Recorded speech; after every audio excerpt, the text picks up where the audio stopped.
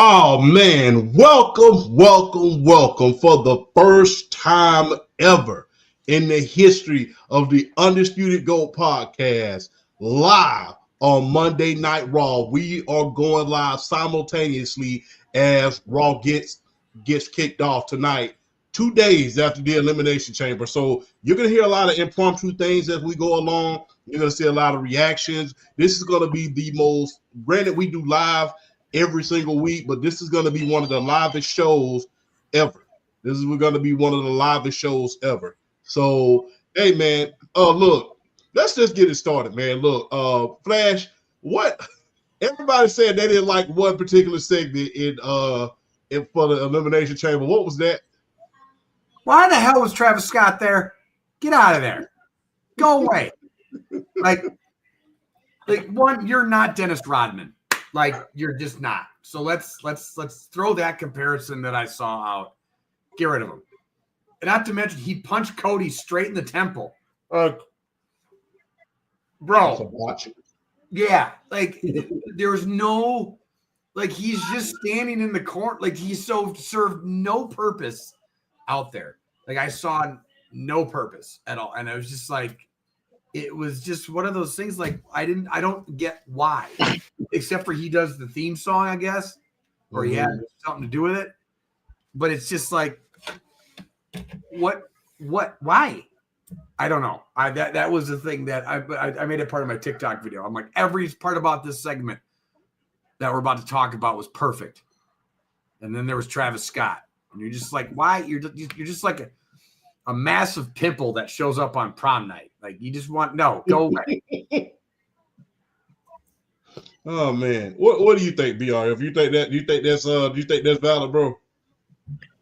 If Travis Scott is training as a professional wrestler, from which I'm hearing, his purpose ain't served yet. It's coming. I don't think they would have had him out there just, standing there looking all random if it's not going to be a purpose for him in the future. From what I understand, he's trained. So yeah, his purpose is coming. Don't be shocked if he's a celebrity match this year for WrestleMania. Don't be shocked. Would you be surprised if Shannon Sharp, if they did do that and reach out to Shannon Sharp so him and Cody Rhodes could go head to head with Travis Scott? Would you welcome that? He's not the celebrity I want to go against Travis Scott at WrestleMania. Yeah. He's not. So who would you want? I want Bad Bunny to go against Travis Scott at WrestleMania. Okay then. Bad Bunny. Why?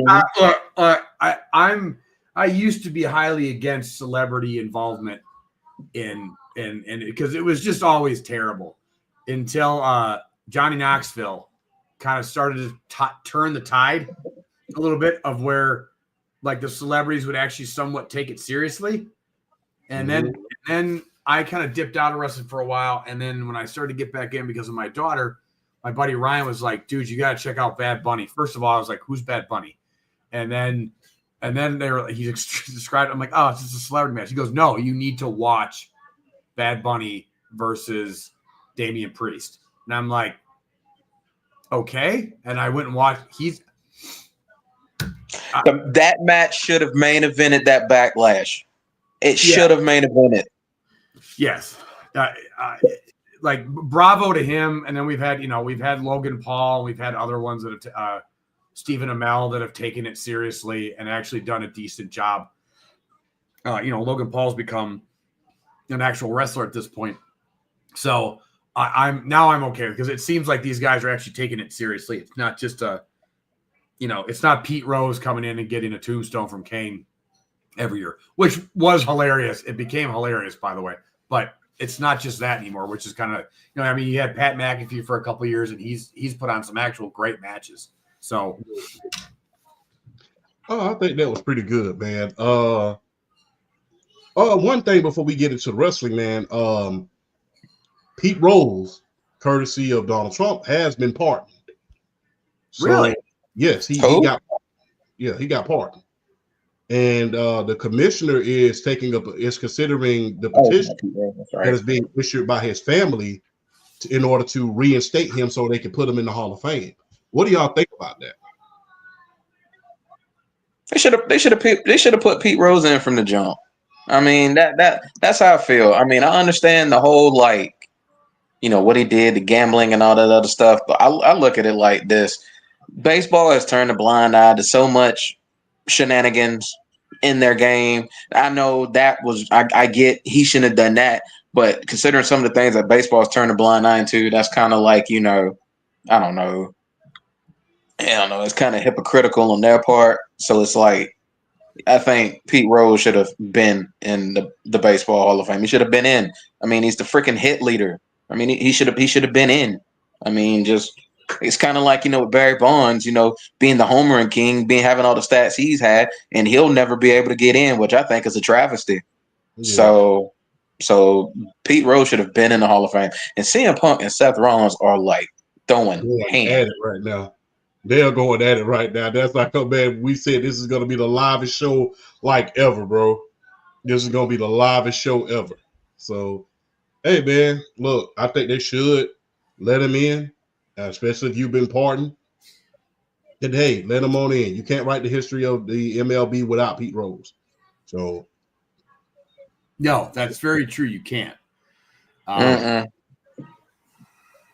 my God. They going at it. Yes, they are. So look, let's just get right into it. How does this feud end? Does this end in Hell in a Cell or Last Man Standing? How do y'all see this ending? We don't need I mean, I would have taken Hell in a Cell if they didn't already do it with Drew. This should go Last Man Standing. Mm-hmm. I don't know if Last Man Standing is the answer. I know it's not Hell in a Cell because you already had Seth do it with Cody, and then you're right, Punk and Drew. 3 stages of hell. They got to pull out something. They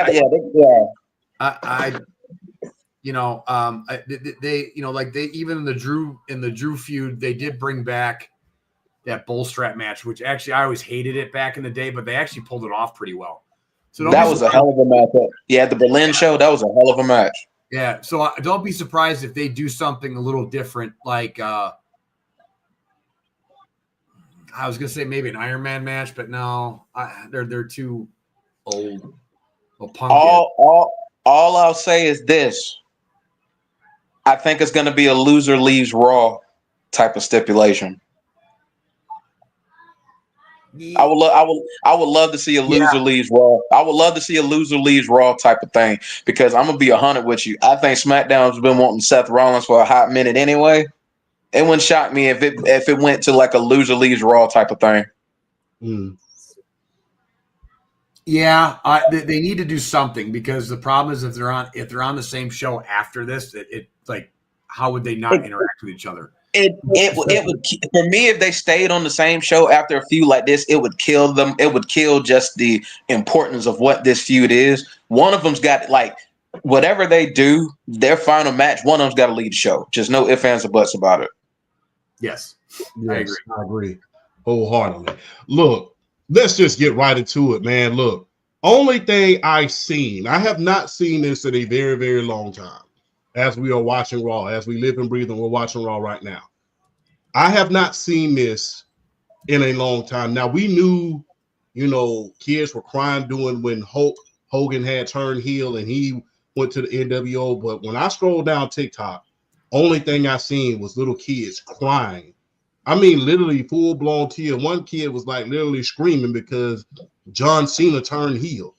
I mean, what are y'all thoughts about this heel turn, bro? What are y'all thoughts about this heel turn? Was this the best move that he could have made? You go first, Flash. One, I want to say that I'm going back to the TikTok that I made last night. We all, I think, even the people that typically don't bitch and are like, hey, hold up a second, let's just see what happens, were complaining about The Rock coming out on the Netflix debut and the wishy-washiness and the why is he the ambassador? And then, he had the Cody promo a couple weeks ago, and he was you know, he was a baby face and then he was a heel and then blah, blah, blah, and it just seemed sloppy. Like they didn't know where they were going, what they were doing. And again, this goes to my point that I usually have of everybody just be patient and let the pros do what they're supposed to do. I thought, except for the Travis Scott thing that we already covered, it was so perfectly well done. John Cena looked demonic when he went from literally a turn of smiley face John Cena cheering on Cody Rhodes, like, yeah, to, I mean, straight up, like, I didn't know how he did that. Like, it was amazing. Everybody's been clamoring for Cody Rhodes to go heel, which, again, I've said to maintain throughout this whole year. I said he's the new Cena. He's too big with the kids. There's no way they're going to turn him heel. He's actually had a really good babyface run this past year, considering how hard it is to hold the title as a babyface in this era. And on top of it, this only elevates Cody higher. This is John Cena's biggest rub and passing of the torch moment. This is the WWE saying to everybody, Cody is our guy. Even more so than Roman. This is a massive, massive rub. And I think all the Reddit boards and the Bleacher Report comment sections and everybody else need to chill out with complaining about Triple H, because now this is the second year in a row that we're going into WrestleMania with one of the best lead ups to that. And I want to give kudos to The Rock too. Bravo. Bravo. I was completely wrong. I'm going to take that. I was completely wrong. Not to mention, I want to say kudos to Triple H and John Cena for leaving the breadcrumbs. Cena's promo after the Royal Rumble. And there were some people on TikTok that predicted the heel turn. I didn't see it coming. I didn't. It was beautiful. I was great. I don't even know what else to say. I think finally having him do it is just phenomenal. And it was so well done. I thought we was going to see Homelander. I thought we was going to see Homelander Rhodes. I thought we was going to finally see Homelander Rhodes. But to see John Cena, and the thing is, we're old enough to remember the Doctor of Thugonomics. We're old enough to remember that. Not a lot of people of this generation remember that. You know, remember the Doctor of Thugonomics when he took on the Undertaker, when he was in the graveyard urinating on the graves, and you know, when he was taking on Brock Lesnar and he did the freestyles before every single match and all of that. We remember that. We remember that one from like 2003 to like 2004. And then all the way up to 2005. We remember that. But this is something different. This is something completely different. This is not the Doctor of Thugonomics. This is the complete super heel. Because even back then, he could be very much considered like an anti-hero at a certain point. You know what I'm saying? He wasn't necessarily he was not necessarily a babyface, but he wasn't this big time guy that you love to hate either, because he was kind of cool.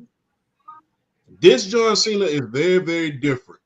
And it's just like, it's going to be interesting to see what happens with this one, because this one, the way he looked, he went from 100% good guy, my time is now, to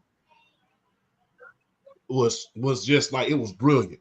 But what says you, BRF, man? I need my guy. I need my Georgia boy to holler at me real quick, man. What you think? Well, before I get into this topic, you were talking about the John Cena Dr. Thugonomics run, and you brought up the Brock Lesnar run, the feud with Brock. One of my favorite John Cena freestyles. Me, Brock Lesnar, here comes the pain. God built me strong. Forget to give me breath. Oh my God! Let me tell you something. If you have not seen parts of that of his Thugonomics run. Y'all need to watch that because some of the stuff he was dropping on the microphone was just amazing, and you see how he organically became a babyface over that year plus run or whatnot. But I did kind of say a while back that I wasn't completely convinced that The Rock was about to go full blown ambassador, and that I felt like it was kind of like a lulling in of Cody. And eventually when he turned it back on, he was going to turn it back on full bore. And that SmackDown where he was like, I want your soul. That's exactly what it was. It was like he did the whole Netflix thing, the first episode. He was being all ambassadory and shaking Cody's hand and giving him all this love and all this stuff and all the backstage stuff. And people all like, what are we doing? What are we doing? And I'm just thinking to myself, like, I think The Rock liked the final boss character way too much to just drop it now. So I think he's going to use this as kind of like a ploy to be that drawing Cody in, get on his good side a little bit, make him vulnerable again, and then when he least expect it, bam. And like I said, that promo on SmackDown was just the first kind of tip of the iceberg. And yes, I do. Yeah, everybody's making TikToks about Cena should use, like, they're using the hustle, loyalty, respect song. No, if you haven't seen the John Cena interview with Chris Van Vliet, y'all need to watch it because I think he's going to, whatever song he had in the clip, because he even said it. The title of the song was "Fear My Name." Whatever song he had in the clip, I think it's a song he's gonna pull out, and I'm just intrigued to see how that song's gonna sound. Like the singlets and all that other stuff that he was talking about. I think he had that stored in the clip just in case. And now that he finally did it, he's gonna finally get to pull it out. And I'm very intrigued to see what this character work is gonna be like for John. Because this ain't gonna be Dr. Thugonomics. This ain't gonna be rapping. This is gonna be corporate, brainwashed, demonic, maybe even sicker than The Rock, John Cena, and I'm just intrigued to see it. But for me, this John Cena heel turn is like up there. I think it's already it's easily already top 3 of all time. It's already top 3 of all time. And then honestly, I think it's top 2 because I think only Hogan competes with it in terms as a heel turn, as far as just the immediate impact it made and the eyes that is. And the more eyes that it's even bringing to the product, because this is like one of the bigger boom periods that WWE's been on in a while. And now you just got your biggest baby face of all time, possibly your biggest star of all time, to basically join the dark side in a moment that was just like it was unprecedented. And it was just the way they did it. And I just felt like from that first Netflix Raw up to Elimination Chamber was just Rock just kind of, I wasn't expecting him to dig in his bag like that, but he did. He got, when it was time to get back in that final boss bag again, he got back in it, and shout out to him because he did what I felt like he was doing, and that was, he lulled him to sleep, and when it was time to go, he got him, and you saw what happened at the Elimination Chamber on PLE, and that was cinema, man. That was straight cinema. And let me tell you, and I feel like everybody who's followed John Cena, who's loved the work that he's put in, who loves the stuff that he's done, we all knew he had, like, I mean, we know the Dr. Thugonomics run. That was more along the lines of a fun kind of. It was a heel run, but it was like fun. Like he could be serious when he want to. I'm very intrigued to see where this goes.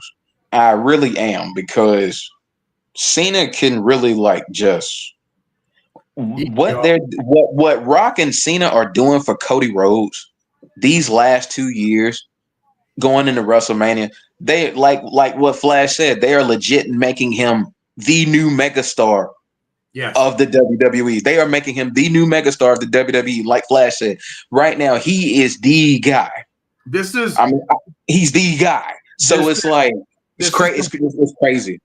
This is comparable to Hogan Ultimate Warrior level of rub, even though it didn't work out because of who the Warrior was as a person. It's that kind of babyface rub. Even though Hogan didn't play the heel, but it was Hogan acknowledging you're the next guy. And this is like, this is Hogan Rock. What about the Montreal Screwjob Part 2? Y'all remember that? The Montreal Screwjob 2? When, not 97 Survivor Series, but 98 Survivor Series. Yeah, when they just when the Rock put Mankind in the sharpshooter, and it was I call it Montreal Screwjob Part 2, even though it was, unlike the first one, it was a work. But y'all think it's bigger than that one? Oh yeah. Easy. Because the Rock had already been like a heel.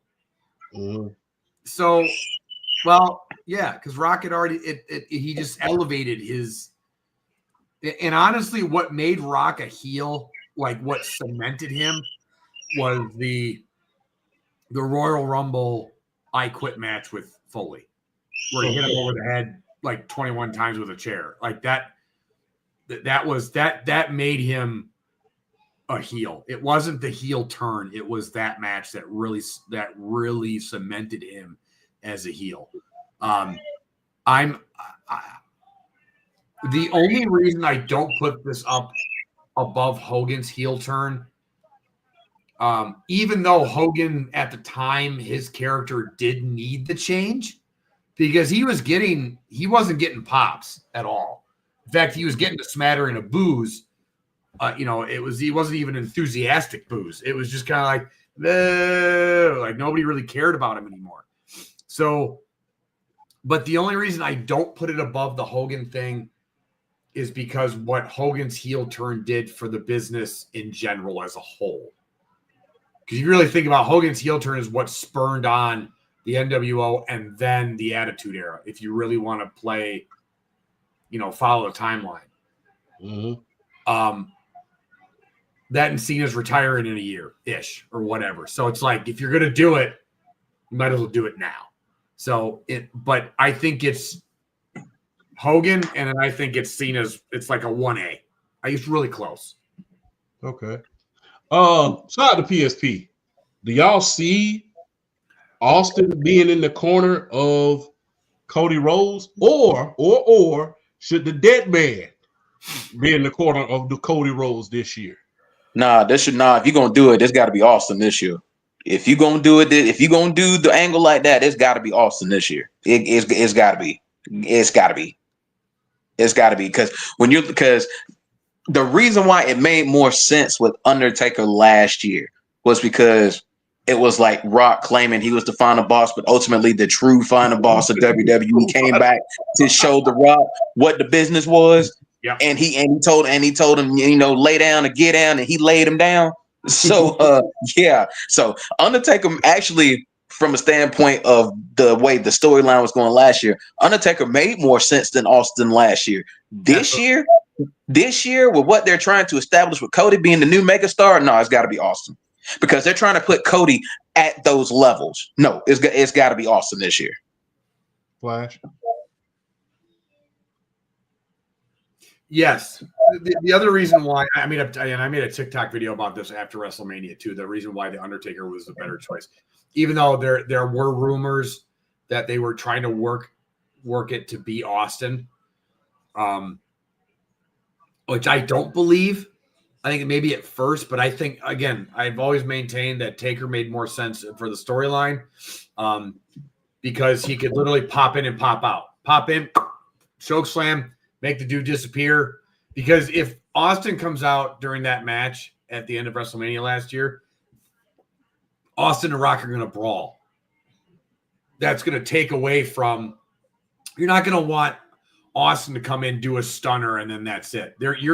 You want to see Rock and Austin brawl one last time, which would have taken away from the moment that we got right after Taker coming in, doing the choke slam, and poof, disappearing. It worked way better.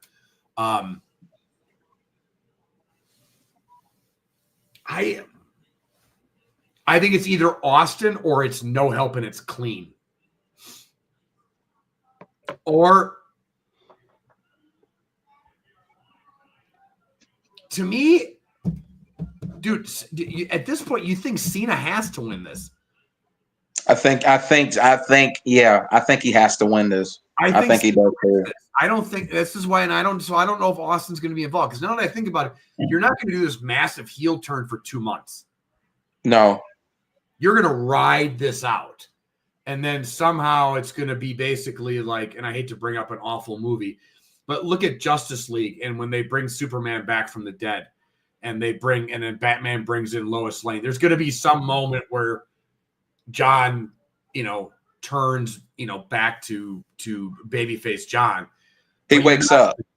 You're not going to do this for 2 months because he's supposed to go until what? Next year's Rumble? He's supposed to go until December. Until December.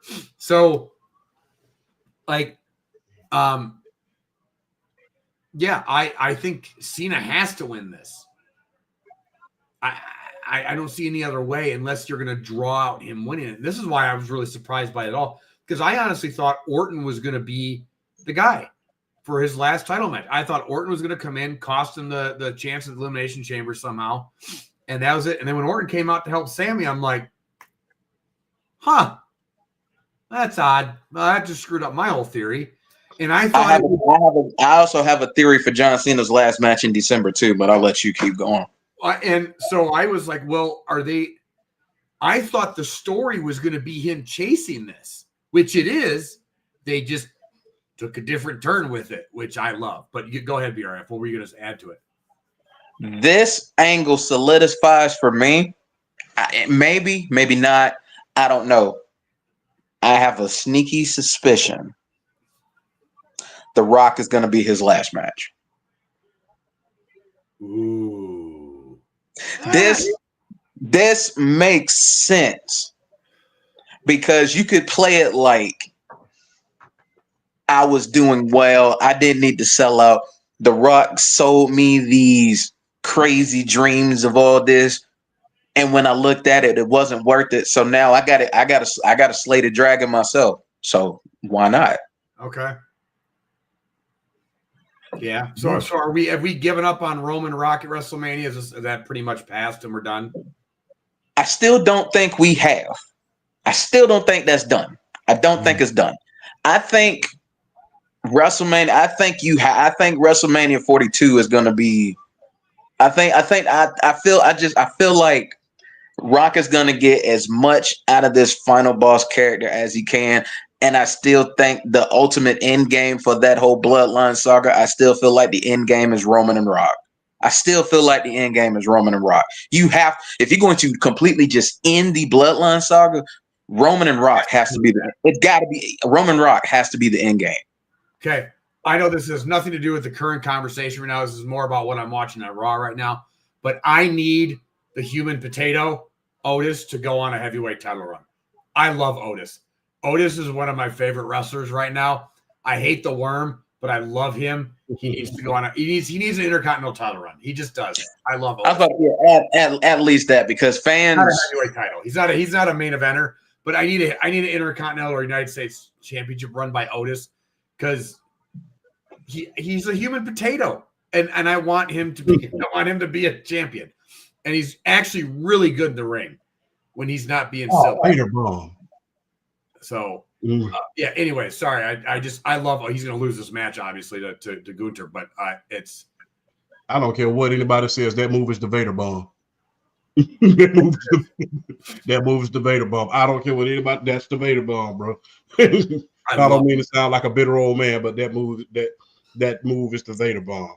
Well, sure, nobody did it like Vader, so you're justified in feeling that way. Absolutely. So I mean, if I'm Otis and he's going to do that, you call it the potato bomb. He does. He looks like a human potato. It's brilliant. It is called the potato bomb. And the fact that Otis is getting time with Gunther is like, I love it.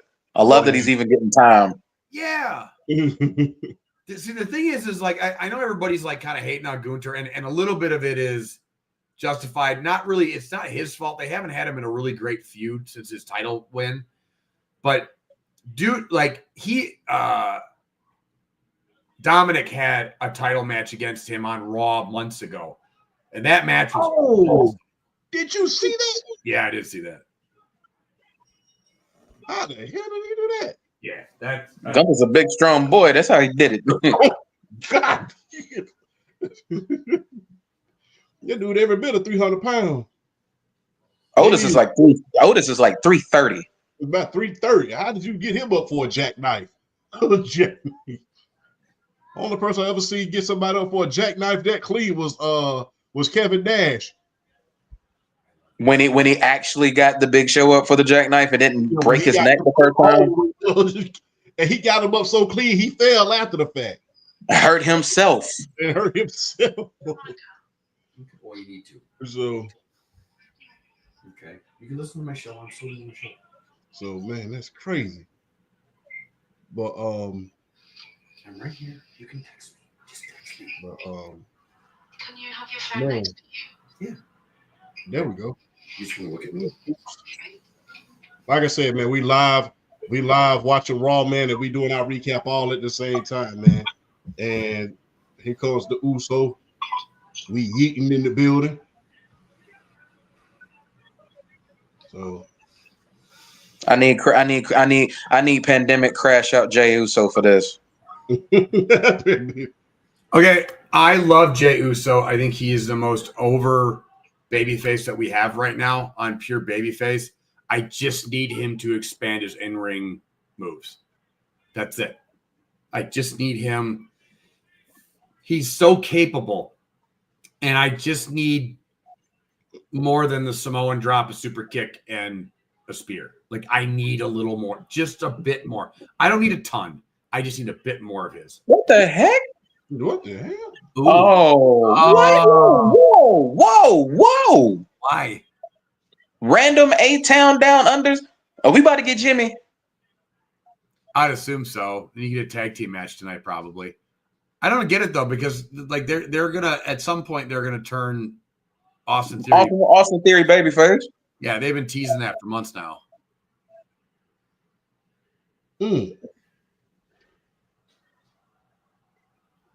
Oh, I got a quick question. A hot take I got to ask y'all. Yeah. Do y'all think, and this is just me being a hot take, do y'all think that Cody Rhodes in this era, has the capability to be even bigger than his father was in his era? Hold on 1 second. What do you think? Being bigger in this era than his father was in his era? Yeah, do you think that Cody Rhodes can be bigger in this era, in the new age, bigger than Dusty Rhodes was back during the golden era and the territory days, especially when he was in Florida? I mean, Cody's already won the biggest prize in the game, so he's already got a leg up on his daddy. I think he's very capable of that. I think he can, because I mean, with Cody, he does everything very well to great.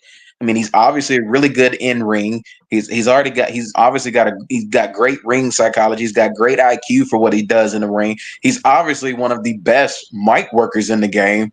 I mean, he does everything great. So, as much as I love me some Dusty Rhodes, don't get it twisted. I think the groundwork is there. Cody could be bigger in this era than his father was in his era. I think the groundwork's already laid out from the standpoint that he's already been a world champion. I think the groundwork's already there. I think he has but the thing is, he's got a lot of work to do because it's Dusty freaking Rhodes. Yeah, dude, Dusty in the 70s was like, it was Ric Flair and then it was Dusty. Exactly. And I love Cody. I think what he's done to rebuild him into what he is now is fantastic. I just think he still has a ways to go. Like, he needs to be the guy. He's only been the guy for a year, maybe a little bit more if you count like his run up to, you know, that. So probably maybe two-ish years he's been the guy. but I would say he needs a good 5-year run as the guy to be considered as Dusty was. Dude, everybody forgets that, but Dusty was huge.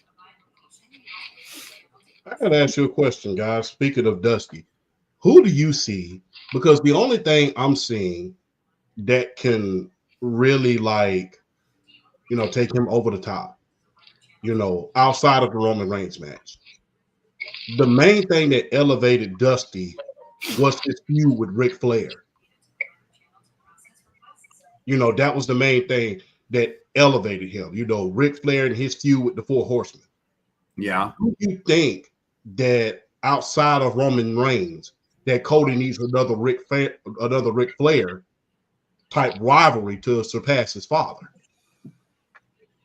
Who we got to look at, and you got to look at who's out there too. Or was the Bloodline the only thing that could have elevated? Because remember, it was Cody versus the Bloodline, much like it was Dusty Rhodes versus the Four Horsemen. And remember, when Dusty Rhodes won the title, it was similar to how Cody won. Everybody kind of the Road Warriors and a little bit of everybody kind of got involved.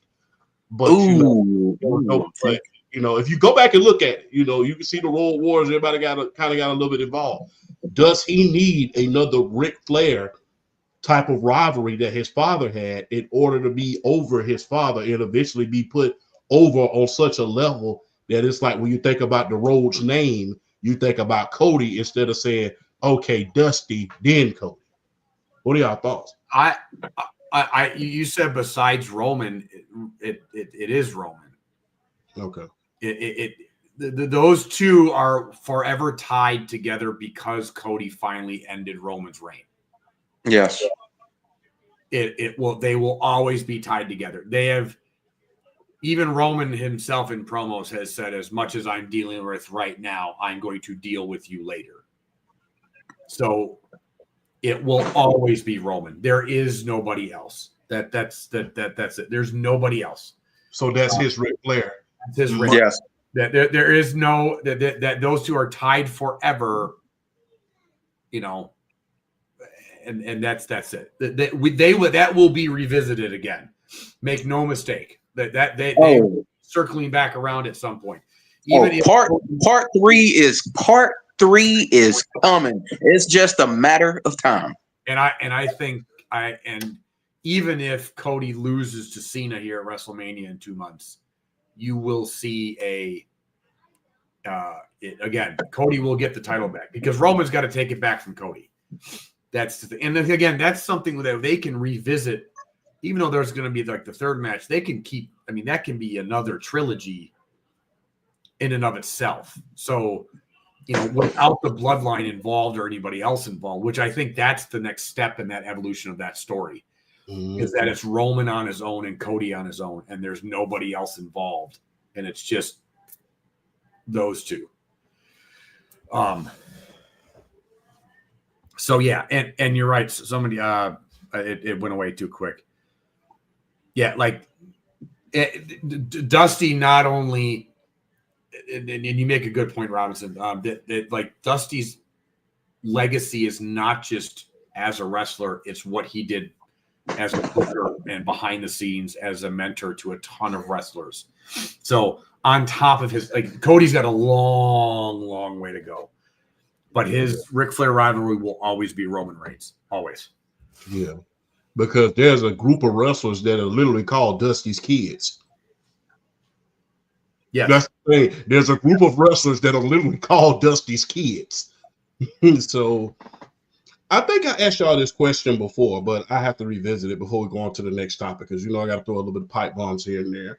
Do y'all see any time in the near future where they will go back to a traditional Survivor Series match, or should they keep it the way it is to pay tribute to the great Dusty Rhodes? I think eventually they'll circle back around to it, but the War Games match for me is just it's really stole the show as far as the Survivor Series, the multi-man match. The War Games match itself has kind of placed itself in it. The War Games match for me right now is kind of in its own tier. Mm-hmm. So right now it's like I think eventually they will revisit it. Maybe not, even if not at Survivor Series. I would love to see it do it at like, you know, like a maybe like a, I'm trying to think. If they have like, like your teaser that, like if they have like these big these big rivalries where you got these teams kind of going at each other, like these factions or whatnot, like one of the B-level pay-per-views or something like that, maybe like a Clash at the Castle or Backlash or like a Money in the Bank, something like that, in case you got like a faction versus faction thing going on where it just so happens to fall into that time frame. Like I could see them revisit it. I just think War Games right now is just, the War Games match is just, I think the War Games match is one of the more fun concepts that's ever been created, in the fact that it's been brought back and it's been given this kind, as the fact that the aura has been restored in the War Games match because of the last few years. I'm happy to see the War Games match back to where it is. I think they'll revisit the traditional style, but I think right now the War Games matches have they've been too good. Okay.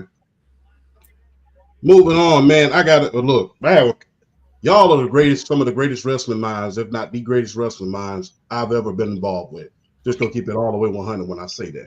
And that's not me just blowing smoke. Y'all guys know wrestling like the back of y'all hand. I watch it, y'all digest it. I'm just gonna be real. Is this perfect timing for Cena's heel turn, or should they have done it earlier in his career? You go first on this one. Okay. I feel like if they were going to do it earlier in his career, if they were going to do it, it would have been the initial Rock feud. If they were going to do it, I think it would have been. I think if they were going to do it, it would have been either the initial Rock feud or that whole kind of embrace the hate thing with Kane. But I feel like Kane shouldn't have been the one at the time to bring that back out of John. I think like if they were going to do it, it would have been that WrestleMania 28 match if they were going to do it. But honestly, I just feel like at the time I just see, the thing was, even if you tried to do it, John Cena would have still been justified in some of his feelings at the time. Fans were still going to cheer him anyway. There was still going to be a Team Cena anyway. So they played it out right. You have half the stadium or whatnot cheering for John. You have half of the stadium or more of the stadium cheering for Rock. They played that out the right way, I felt, because John Cena was justified in some of his feelings with the Rock leaving and all this stuff, and basically the way John Cena sauteed that man on the microphone the weeks leading up to WrestleMania 28. I mean, hey, I'm just telling the truth. I'm just telling the truth. John Cena cooked that man inside and outside. I'm just keeping it 100. Yeah.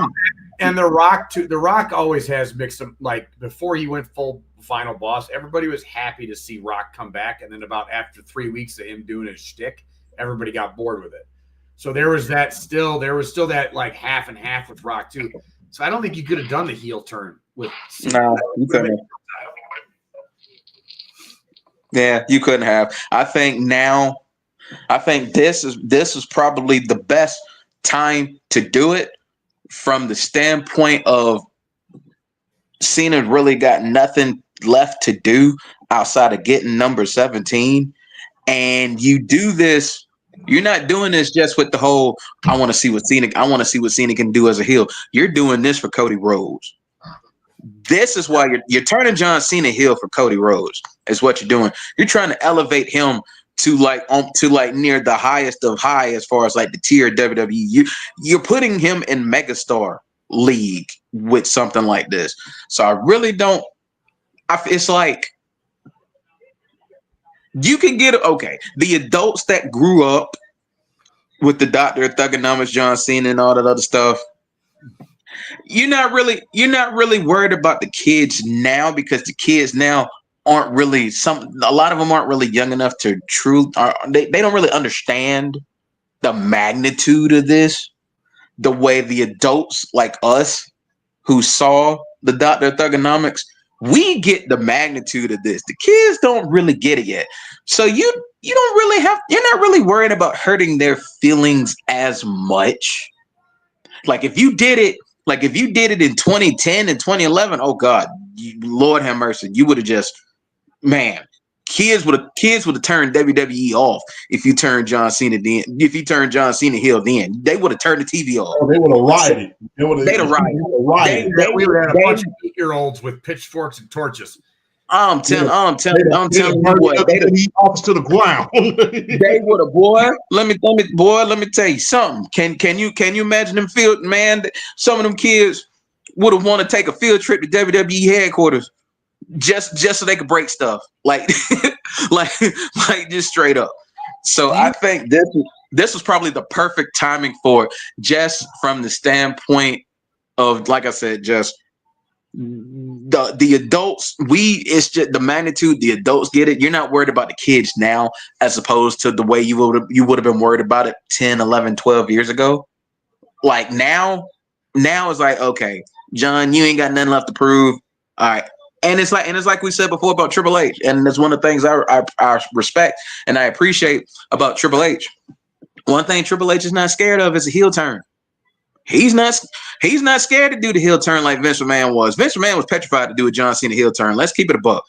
Triple H is willing to do anything if he feels like, exactly. At the end of the day, it brings in ratings, it brings in money, it brings in eyeballs. Well, it brings in eyeballs. Well, I would push back against that a little bit. The reason why I think you're willing to do this now is because Cena is a part-timer and his career is coming to an end. I think, let's be honest. That's why I don't think they turn Cody heel for a while. And I even think that this cements that going forward. There's too much money to be made. Do I think Triple H will do things differently than Vince did and push the boundaries a little bit and do things? Yes. But I also think that you also don't kill your biggest babyface. Right. And the other, to go back to whether or not it's the right timing, I don't know what other babyface at the time back then that you could have turned Cena heel and it would have stuck. It doesn't work against The Rock because The Rock was polarizing as he was. And I can't think of another babyface that what I would have done, what I would have liked to have seen, because I think they booked Bray Wyatt and John Cena Vince buried Bray Wyatt in that original feud. I would have booked Bray Wyatt to stomp Cena, kind of like what happened with Brock. And then Cena would have to go to the heel well just to try and beat Bray Wyatt. I don't think a Cena full-on heel turn would have worked back then. I think the timing is perfect. One, because I think the biggest reason is this does the most for business. This affects the business more long-term than if he would have done it randomly back in 2012. It's kind of what I said I made a series of TikTok videos explaining, and I didn't do it as well. I want to revisit it and kind of redo my series on it because I don't think I did it that well. I disagree with everybody that says that Taker shouldn't have been beaten by Brock Lesnar to end the streak. I think Lesnar was the only one that could beat Lesnar for the streak. It made Brock beating Taker and then beating Cena did more for the business than if like Edge would have beaten him or Orton. Okay. So Brock getting to that level then made Roman, then made Cody, then made all these other guys at like down the road. And now you've basically Brock's win it at WrestleMania and beating Taker's streak and then beating Cena now literally just made the two biggest stars in the company to carry on the business for the next however many years after that it was. So I think this move turning Cena heel right now is, the way it's the perfect timing because it does what's best for business now. BRF. Can I talk to Charlotte? Yeah, I think now, like I was saying earlier, I think this is the best time to do it because Flash made a lot of good points and he nailed a lot of things on the head. At this point, you're thinking about the outlook, you're thinking about the future of the business, and I think right now this is the best time to do it because this is now John Cena being an influence on the talent that's here today and putting them on the pedestal that they deserve, and particularly with giving Cody Rhodes a spotlight because what I think is going to happen is now I do think you don't do this heel turn and not let John Cena win, break Ric Flair's record. I think John Cena has to win 17, but I think now what you're also going to establish is Cody Rhodes chasing after the WWE Championship again. So now we're going to see what he's like without that title again, and I think it's going to establish him in such a different light that, maybe not a different light, but in such a bigger light that now when it gets to say SummerSlam, and the first 2-night SummerSlam, and he's going for that championship in the main event of night 2. Now we're going to be Cody's not going to lose it. He's not losing any steam because of this. And I think that's where, this is where the Cena heel turn and everything's going to come into play because, what I'm saying, it's for the fans, it's for Cody Rhodes, and he's not going to lose any steam because of it. So I'll say this though, as far as timing, I think the only one that they could have possibly made it work for, but he didn't stay around long enough, for CM Punk. That would have worked. CM Punk would have worked. CM Punk would have worked because CM Punk just understood how to hold the fans in the palm of his hands, whether he was a baby face or a heel. But when he's a baby face, there were very few wrestlers when he was a babyface that got the reactions that CM Punk did. And I think CM Punk would have worked if you turned John Cena heel. Especially when they go into the old school towns, when they go to Philly, when they go to New York, when they go to Chicago, when they go to the towns like that, I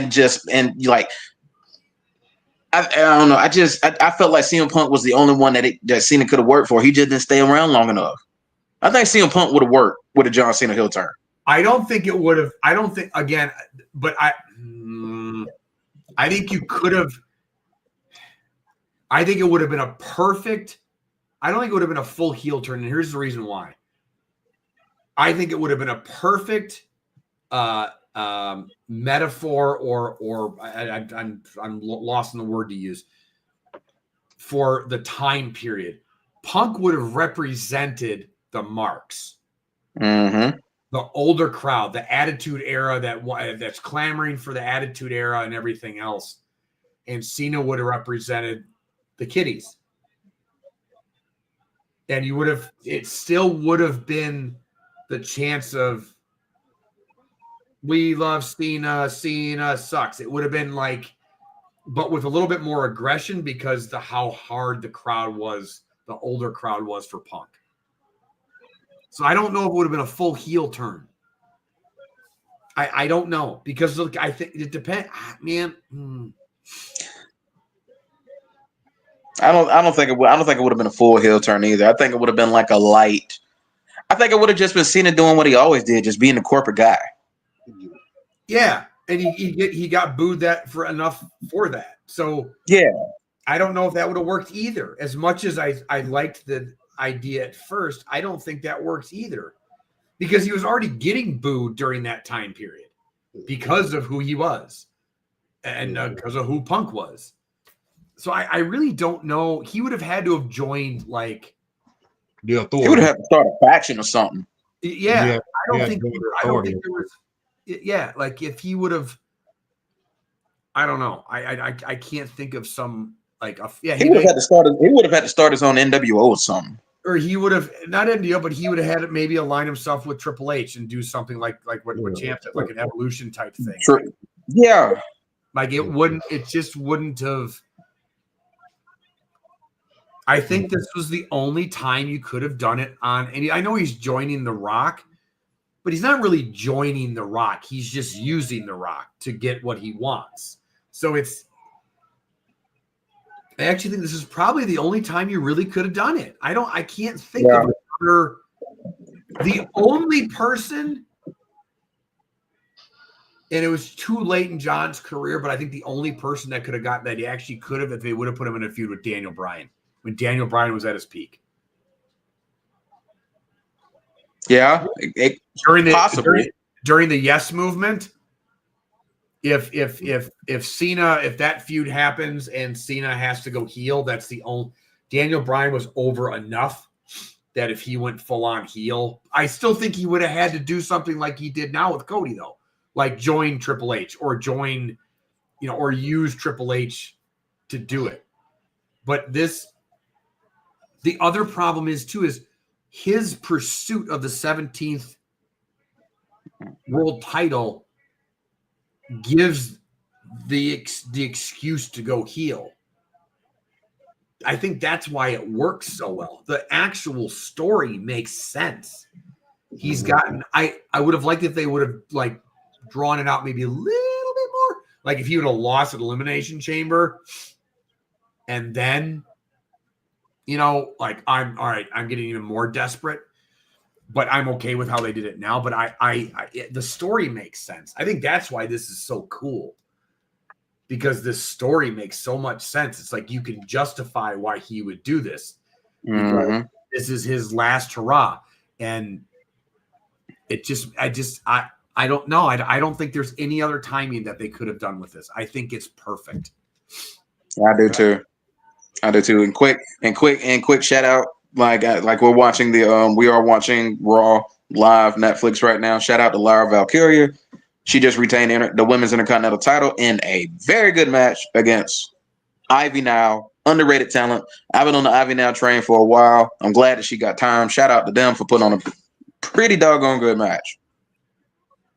Yes, indeed. Yes, indeed. Now we talked about already, this heel turn being up there with Hulk Hogan's. We've talked about Survivor Series, heel turn with The Rock and everything like that. So at first we was going to ask, was this the best heel turn of all time? But we already have answered that question ourselves. So I'm going to go with, what was the most lackluster heel turn of all time? We had a lot of lackluster heel turns that kind of didn't last very, very long. It's just like, you turn heel because of that crap. This is what you gave us. One heel turn that I see was not what it was. Was very, very kind of lackluster. It wasn't what it was supposed to be. Was when Dude Love turned heel. Oh, they tried to turn Foley into the corporate guy. Yeah, they tried to. Yeah, when Dude Love turned heel, and he had these series of matches with Jesus Christ. They fighting again. Live TV, people. Live TV. But back to what I was saying, I think that that Dude Love heel turn was very, very, very lackluster. By the time he turned heel, him and Stone Cold were like no longer partners anymore. That ship had been gone and sailed for a long time. That ship had gone and sailed for a good while. So to turn him heel then and act like he turned on, Steve Austin, and they turned him into the corporate guy, it was kind of very, very lackluster. It's just like, okay, you could have did better than this. And it just led you to believe, like, what was that about? It's one of the most, in my humble opinion, the whole Dude Love and Stone Cold Steve Austin feud was the most. It's like you couldn't think of anybody else for him to work with after WrestleMania. What do y'all think though? What was the most lackluster heel turn? I think the Austin. You go ahead, Flash. I think the Austin one when he turned on and joined McMahon. I thought that was Alliance Stone Cold. I thought that was dumb. WCW tried to turn Sting heel in a real botched one with Hogan back in like '99 before WCW folded, and that was terrible.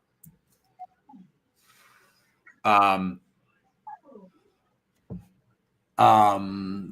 trying to think of other ones that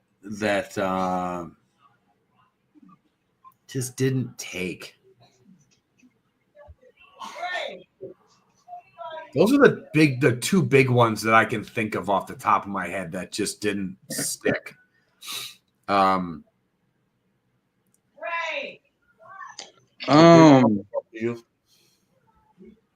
That heel turn that they had at the WWE when he turned on Stacy Keibler and body slammed in the middle of the ring, that was very lackluster as well. They royally screwed Scott Steiner in WWE anyway. They booked him horribly in WWE. So I mean, it was like I think nothing would have saved Scott Steiner WWE run. That was trash.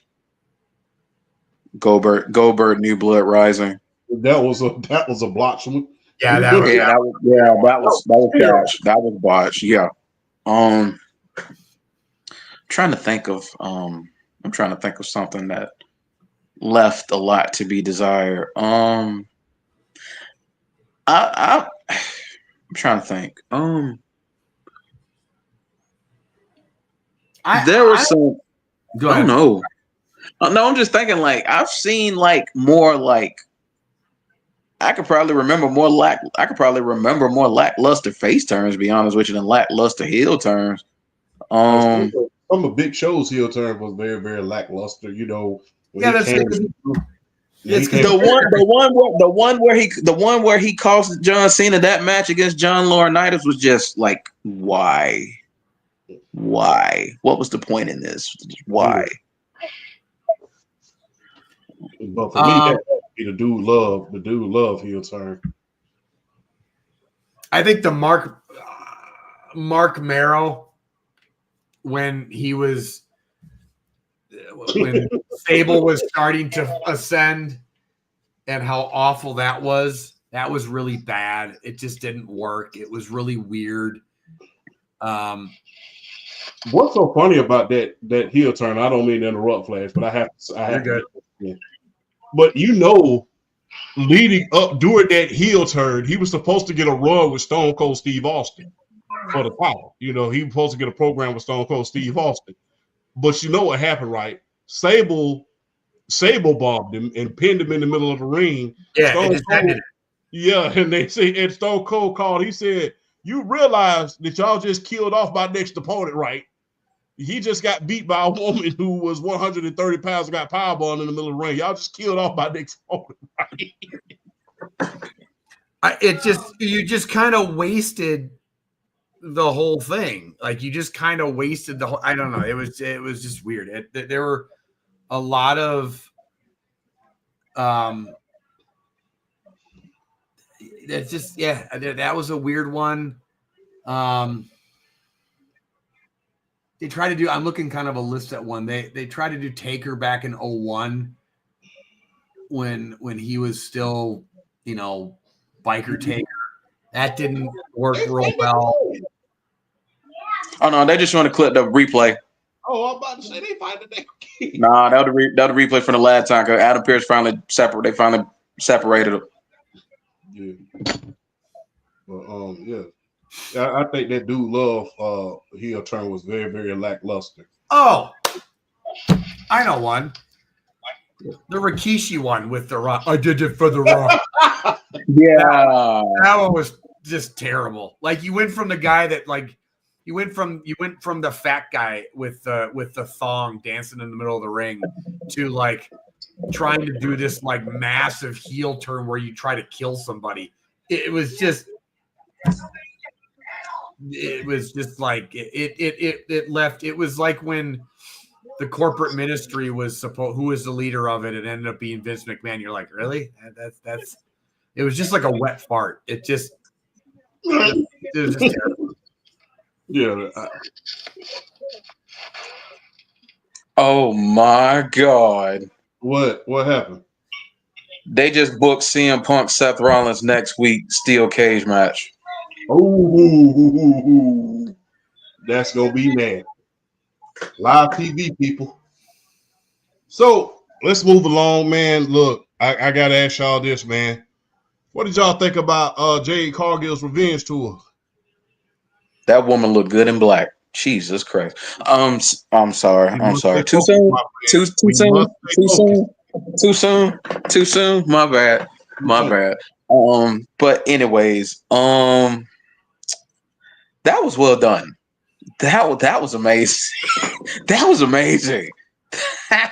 Let me tell you, they're gonna do what they do with some of these for a little while. I think Jade right now is probably gonna be the de facto heel at the moment because of they gotta draw it out. I think ultimately I don't know, I'm making a prediction. I think Rhea's gonna be EO. I think down the line, I don't know why, I just feel like we're gonna get heel Bianca at WrestleMania. You have to. I think that's what it's gonna ultimately lead to, because I think, like I said, I think the way my theory is going to play out, Naomi's going to be the first one to be like, yeah, I did it. And then ultimately it's going to lead up to Bianca was the one to set the whole thing up. I think that's what it's going to boil down to. I think we're going to get heel Bianca, face Rhea Ripley at WrestleMania. I hope for Jade Cargill's sake, being away, working in the ring, trying to get her skills together, honing her craft. I hope she's ready, because let me tell you something. If Jade Cargill is ready to go, and she ain't even got to be like flawless, she ain't got to be perfect, but if she's just putting on quality, if she gets to where she's putting in good quality work in singles matches, because this is the singles run. This it right here. Ain't no more tag teaming for you. This is singles time for you. If she's going out there doing her thing, if she's just able to if she can make this work, the superstar WWE will have on their hands if she puts it all together. The megastar they could have on their hands with Jade Cargill is something crazy. It's basically another Bianca Belair is what it is. If she just gets everything right, from her mic work to her in-ring work, if she's ready to go, I'm just saying, sky's the limit for her. I hope she's ready. I hope she's ready too. I do think it leads to Bianca. Bianca needs a heel run. I don't. That's the thing. You got to have a Bianca heel run. She needs a little bit of freshness to the character. And you got to be able to push Jade to the moon if she's ready. I hope she's ready for this feud. Before we move on to and kind of talk about I want to give a big shout out to Liv Morgan. And not just because she's Liv Morgan. Liv Morgan was the best performer in that Elimination Chamber last night. She the MVP again, like straight up. She has been the MVP. I just want to say that she has been the most improved and probably the MVP of the year this past year for the WWE. What she's done, been able to now you can even see that she's getting better in the ring on top of it. And her mic skills have gotten so much better. I mean, she doesn't even need Dominic anymore. She could be off on her own and she'd be fine. I'd argue that she's probably, I think honestly, I know everybody loves Rhea Ripley. I honestly think that Liv Morgan is the best female performer they have right now on the roster. I can see that. I can see that. She puts on, dude, that tag match that they put on SmackDown the night before. Oh yeah, that was good. Dude, that was good. That was amazing. That was good. That was real good. Yeah, like dude, she has come so far. in just her since SummerSlam when I was in Cleveland, her in-ring skills and her performance skills have just, I mean, leaps and bounds. Leaps and bounds. She's even getting in better shape. She is just doing, like, her mic skills have gotten better. Like I don't know. I think she's been, and everything that I've read too, they come up with articles that how much the backstage is just completely impressed with her, how much she's improved in the last couple of years. And she has. I think she's that's why I thought she was going to win the Elimination Chamber, because I thought, they were going to reward her for the year she's had with that WrestleMania spot. Yeah. I mean, I initially picked her to win it.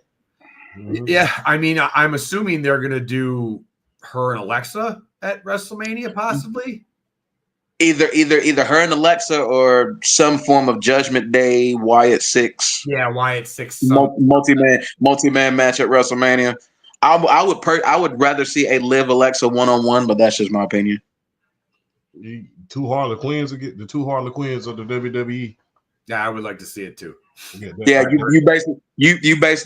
it's basically it's Suicide Squad Harley Quinn versus Batman the animated series Harley Quinn. It's basically it's pretty much what it is. Yes. It's like pick your poison.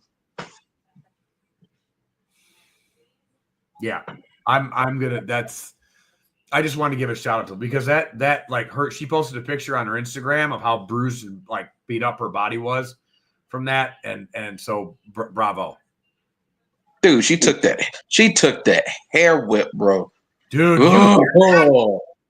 huh? Did you hear it? Hell yeah, I heard that. Well, hey, in the great words of Lavelle Crawford, that was so loud and sounded like a shotgun. It did. It did. I like a shotgun. The women that have just done the Lord's work and have been able to take one of those, like, kudos to you. Becky Lynch, Mercedes, Sasha Banks, the women that have taken that, God bless you, okay? It's like getting hit with a weightlifting belt. God. So, we'll stay within the women's realm right about now. Then we'll go back. Can Belair beat Rhea Ripley? Can Bianca Belair beat Rhea Ripley? If they turn Bianca Belair heel, she's gonna beat her. I think if they turn her heel, she's gonna beat her. Yeah. Can she beat her as a babyface? Almost definitely. Almost definitely she can. I just kind of want to see how it's going to go up to WrestleMania. I want to see if they're going to pull this trigger and turn Bianca Belair like heel because of this Jade storyline. But I definitely. What do you do with Ripley then? It seems like she's kind of lost right now in the shuffle.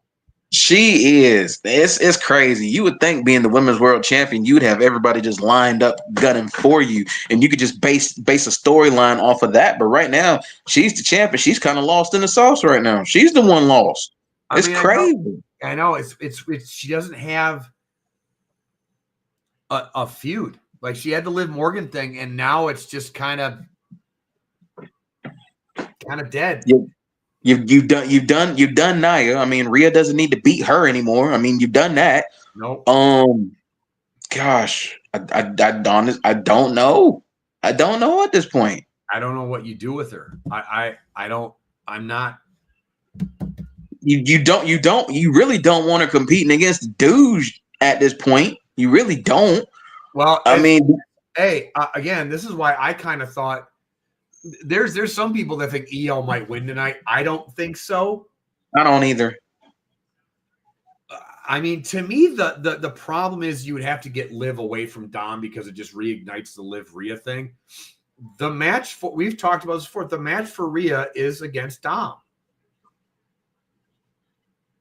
but I don't know if they're going to go that route. And right now, because I don't see anybody in the women's division that is like, yeah, I want to see that feud with her.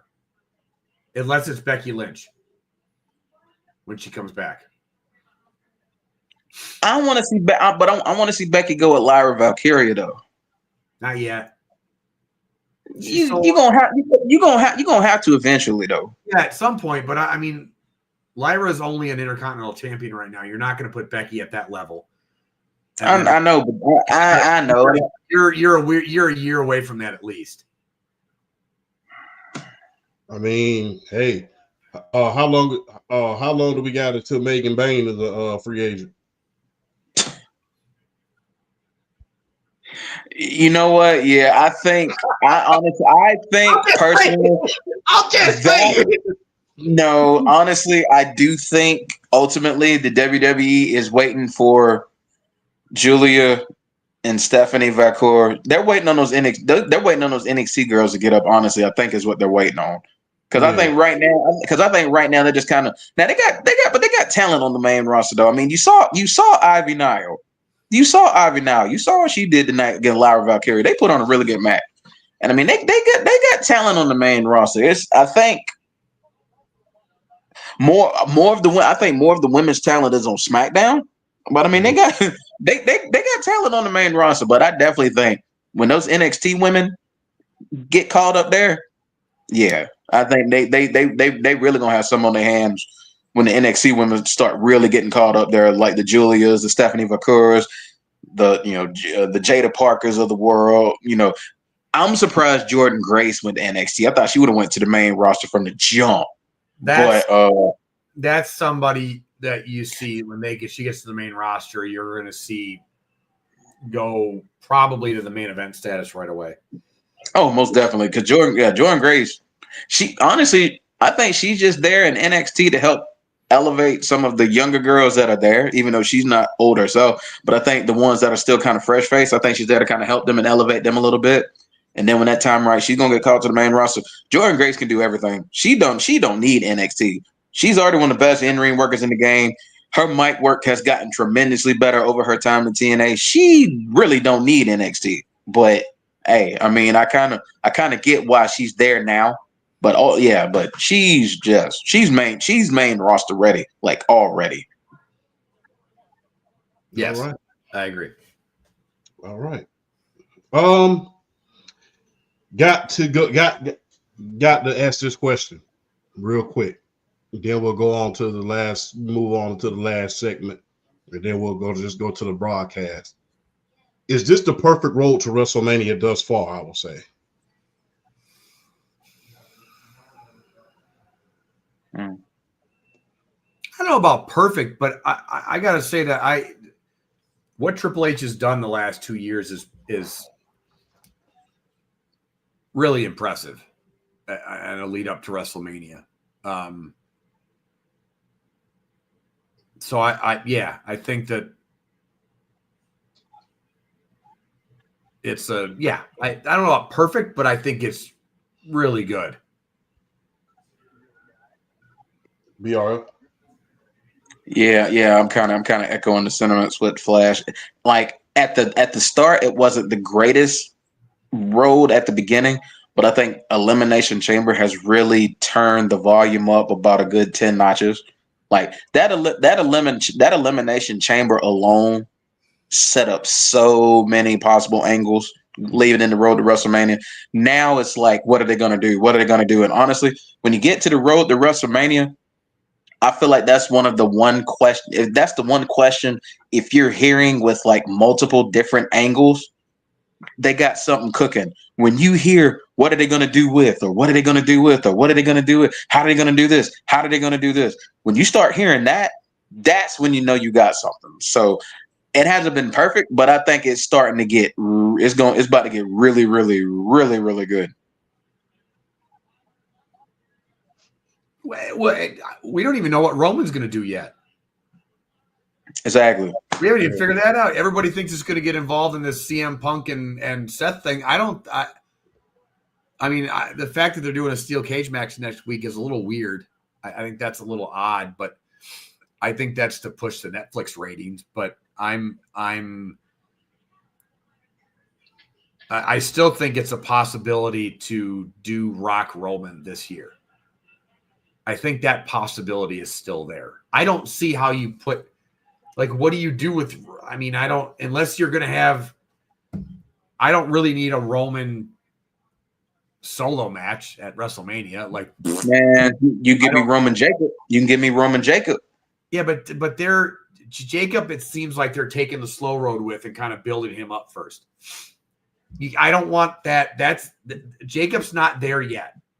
He needs some massive feuds to where that matters. It doesn't matter quite yet.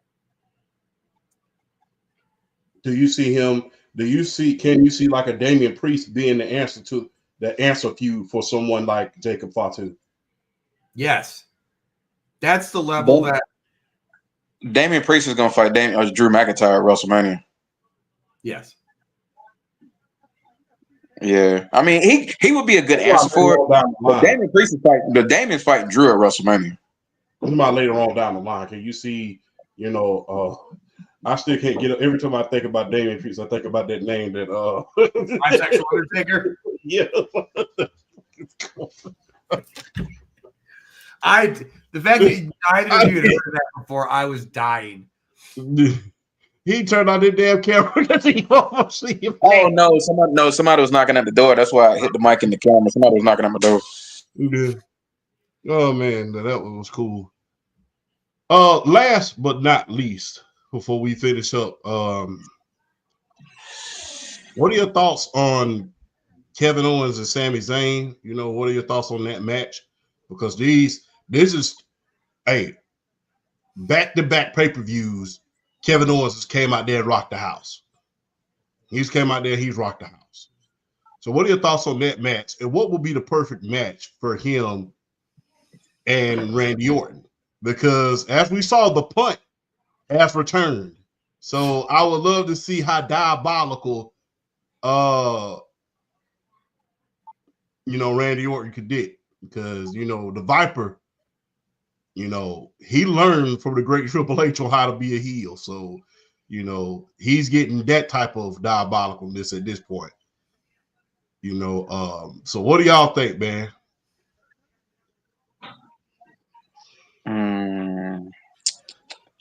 Well, the match was unreal. Candidate for match of the year already. You go ahead. I'll be right back. You good.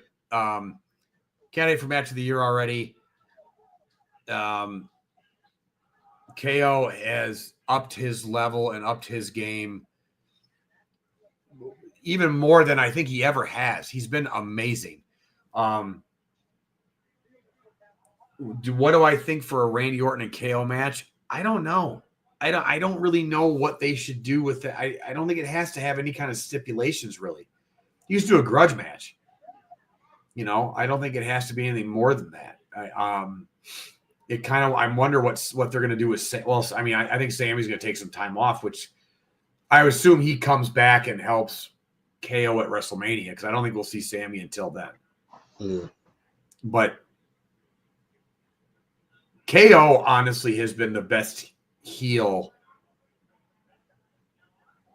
probably the last 6 months. Like it was Dom, and now I think it's, and then Drew had his run, but I think KO has been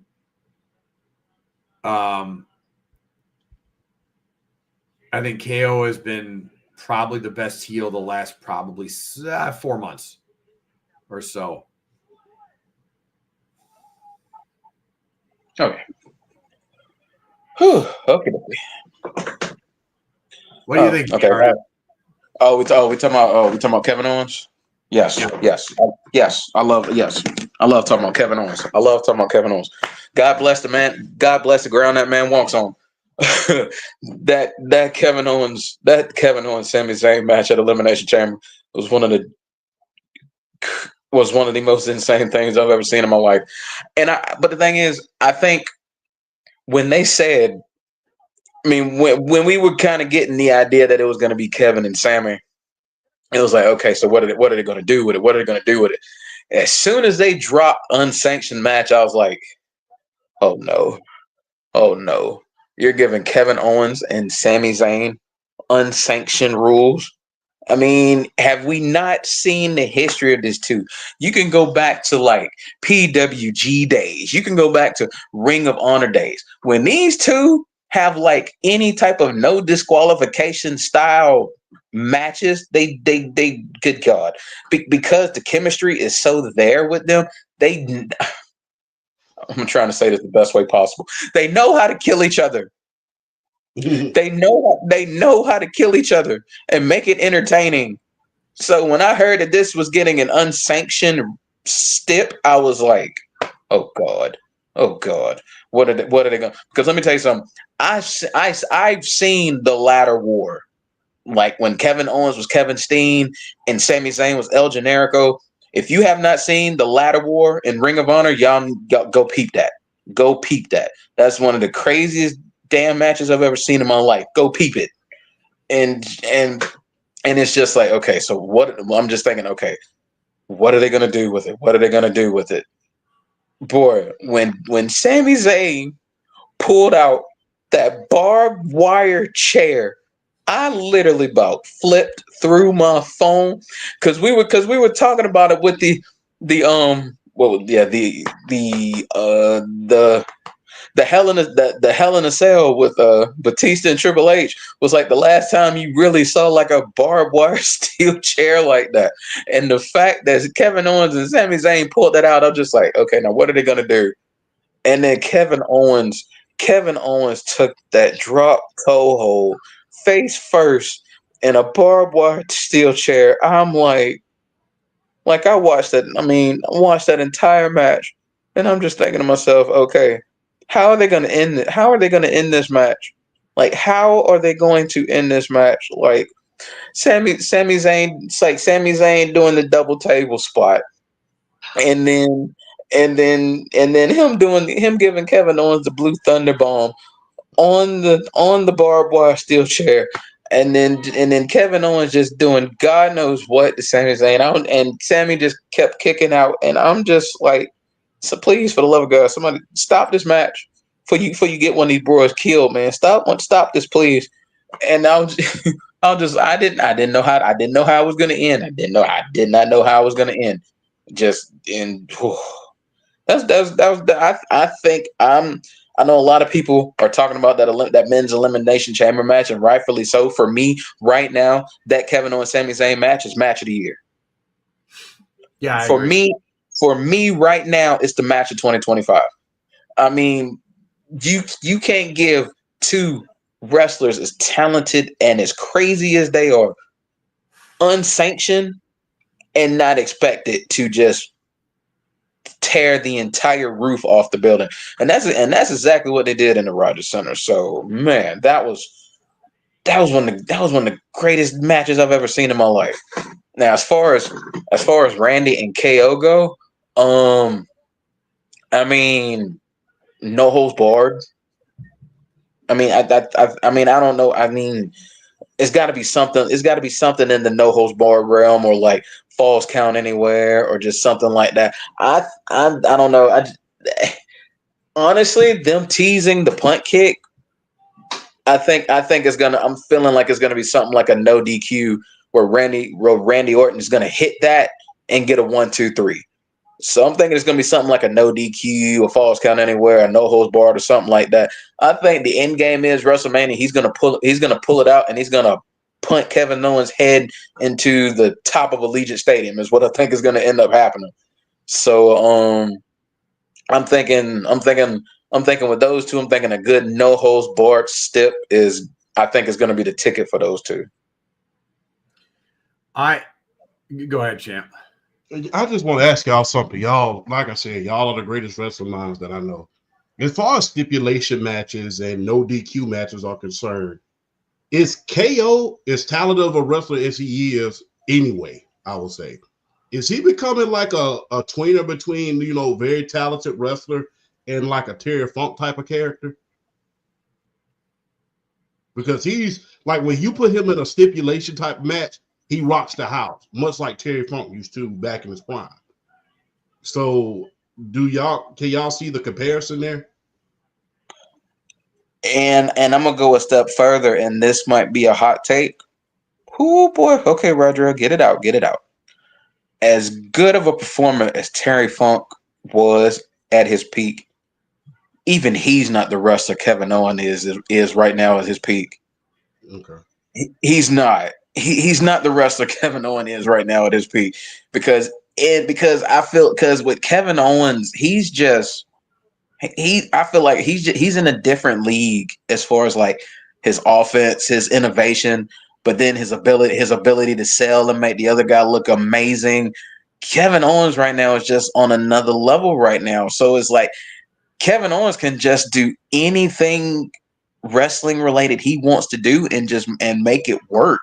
So I just think right now Kevin Owens is just at the top of his game, and I just hope by the end of 2025 he gets he finds his way into another championship because that man deserves it. And I personally think he should get one of those world championships by the end of 2025 because I think he's earned the right. I mean, the man just puts on banger after banger after banger, and it's just like, okay, I'm ready for him to get rewarded at some point. We got to give him something. I mean, we got to give him something. I think KO. I think Randy gives him the punt, and I think you give KO. His reward is time off. Yeah, I think that's his reward after WrestleMania. I think he's going to go away for a good 4-6 months. He's going to go on vacation because he definitely earned it. All right. I agree. Hey, man, look, glad to have y'all on here, man, on a special Monday night edition, man. We couldn't do it Saturday. Hey, like I always say, if we don't get you on the wash, we gonna definitely get you on the rinse. And on this case right now, man, we got you on the rinse, man. And it was damn good doing this live show on the taping of Raw, man, and watching some of these good matches and seeing some of the great things and talking to these great men about their wrestling knowledge. Did you see that? Yeah, the Creed brothers are just freaks of nature, bro. Well, Julius is just a monster. That's the shooting star press. Julius Creed is about a 250. Julius Creed is about a 240, 250 pound man doing a freaking shooting star press. Oh, he that big? Yes. Good Julius God. Creed is that big. Ooh. And shout out to WWE for letting them use the War Raiders name again, because they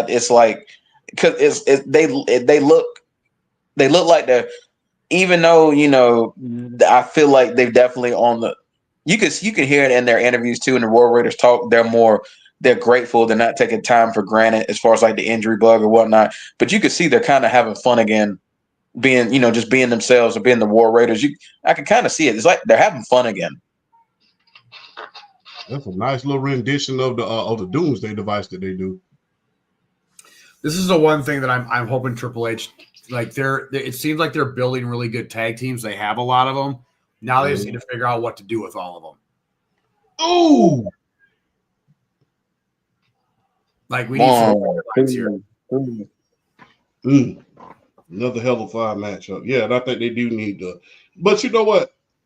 I think even now, where it's kind of like it's mid, but it's good.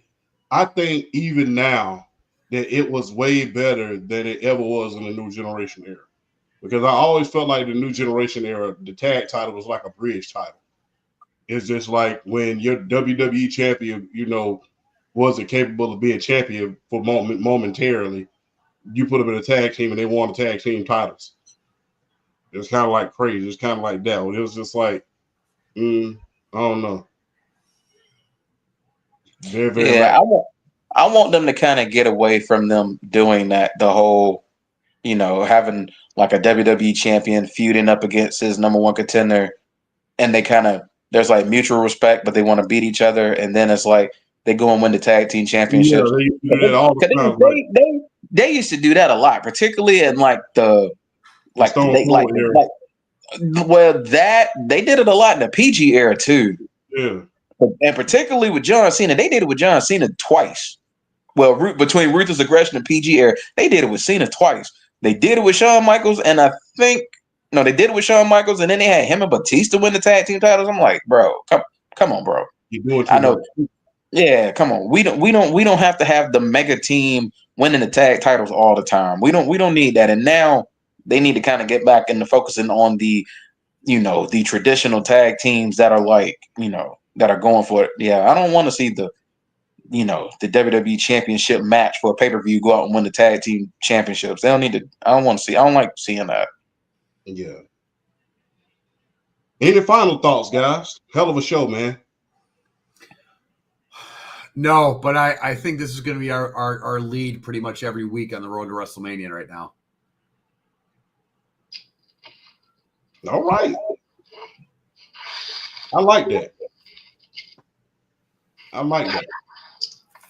Give me some time to watch SmackDown. And don't forget, guys, to the audience out there, we do have March Madness coming up.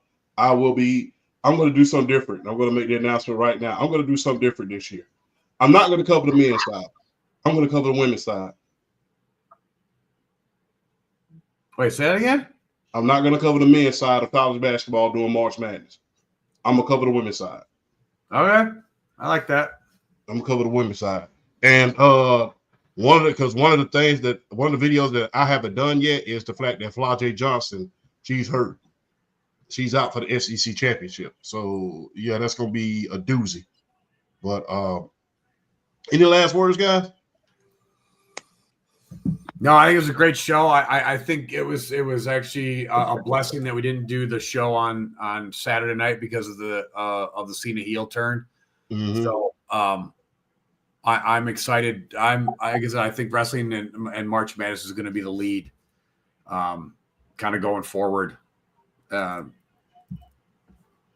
of going forward, especially the road to WrestleMania, because this is going to be really interesting. Now, apparently, Cena's not supposed to show up for another couple weeks, actually. Mm-hmm. He's scheduled for the Brussels Monday Night Raw, the 17th. Yeah. Mm-hmm. So I'm curious to see where they go with this. BRF? I definitely do think it was a blessing in disguise to be able to have this not on Monday with this crazy Raw that's been going so far, but then the after effects of quite possibly the greatest Elimination Chamber PLE in the history of its existence. So I mean, it was definitely a blessing to have this show tonight, and I'll say this though. I'm gonna put some research in. I'm gonna try to make this a yearly occurrence. Be on the lookout. I may do it, I may not, but be on the lookout. I may dip in with the Major League season coming around again. I did 2024 divisional previews. I'm gonna do the same. I'm gonna attempt to do the same thing with 2025 this year. I think I did a pretty good job with the predictions in 2024. We're gonna try it again in 2025, see how it goes. But yeah, just be on the lookout, trying to get some research in, but hopefully I can get those videos off and do the 2025 divisional previews, because I definitely have some thoughts, because I, for one, am pretty excited about 2025 MLB coming up. I'm hyped with all the signings and all that other stuff. I'm hyped. So I'm definitely excited to bring that to y'all, but hey, this has been a good show. I was excited to talk about everything that's going on in wrestling, because wrestling is just they own one right now. They are seriously on one. They are on one right now. And hit us with the slogan, BRF. A topic not thought about is a topic not talked about, sir. Exactly. And on that note, man, good to see y'all on this special Monday episode. We will see you next time on the road to WrestleMania. We are out. I will see you later. And if we don't get you on the wash, we will definitely get you on the rinse. Holla.